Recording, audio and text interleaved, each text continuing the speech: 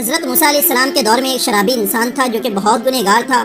اس سے تنگ آ کر لوگوں نے اسے بستی سے نکال دیا تو کچھ دن کے بعد اس کے پاس کھانے کو کچھ نہیں بچا، بھوک سے تڑپنے لگا تو اسے یاد آیا کہ بندہ کتنا ہی گنہگار کیوں نہ ہو، ساری دنیا اسے چھوڑ دے گی مگر اس کا رب اسے کبھی نہیں اکیلا چھوڑتا۔